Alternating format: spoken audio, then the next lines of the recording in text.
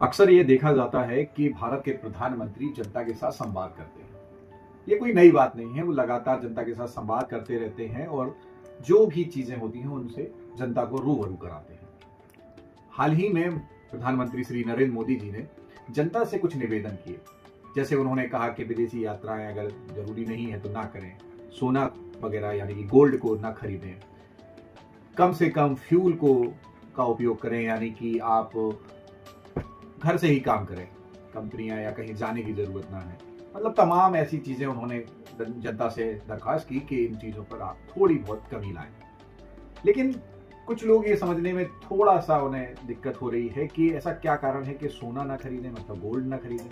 तो गोल्ड का मैं लॉजिक आपको बताता हूँ, नॉर्मल एक बात बताता हूँ कि गोल्ड जो होता है, भारत में जो सोना आता है, वो अधिकांशतः लगभग 90% जो सोना होता है वो बाहर से आता है, यानी कि विदेशों से आयातित होता है भारत में। और जब कोई चीज भारत से आयातित होगी और अगर आप वो चीज खरीदते हैं तो सरकार को उसको एवज में वहां पर डॉलर में पेमेंट करनी पड़ती है। अगर आपको डॉलर में पेमेंट करनी पड़ रही है तो यानी कि डॉलर की डिमांड बढ़ रही है और पैसे की डिमांड कम हो रही है। तो इस आधार पर अगर हम लोग अगर सोना या गोल्ड ज्यादा खरीदते हैं तो डॉलर पर दबाव ज्यादा बढ़ेगा और डॉलर की डिमांड ज्यादा बढ़ेगी, और डॉलर की डिमांड ज्यादा बढ़ने से सरकार पर दबाव आएगा डॉलर का। क्योंकि ये देखा गया है कि वित्त वर्ष 2026 में मतलब सोने पे जो खर्च किया है सरकार ने वो 72 अरब डॉलर रुपए खर्च किए हैं। वित्त वर्ष 26 की मैं ये डाटा बता रहा हूँ, यानी कि प्रति माह 6 अरब डॉलर रुपए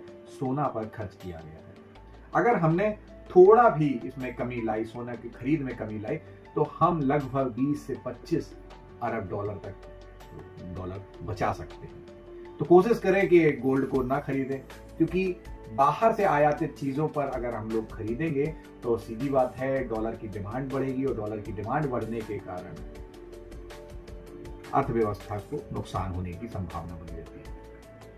ये बात और भी ध्यान रखें कि खास तौर से भारत का जो आयात है जिसमें कच्चा तेल और सोने का बड़ा हिस्सा रहता है, इन दोनों पर भी अब अगर भारतीय जनता ने इस पर एक प्रकार से थोड़ी भी कमी ला पाए तो हम लोग भारत को मतलब एक प्रकार से आर्थिक रूप से सशक्त बना पाएंगे। केवल राष्ट्र भक्ति के लिए केवल सेना में शामिल होना या किसी चीज में शामिल होने की जरूरत नहीं होती। जनता अपने स्तर पर भी बहुत सारे काम करके राष्ट्रभक्ति कर सकती है और देश को सशक्त बना सकती है।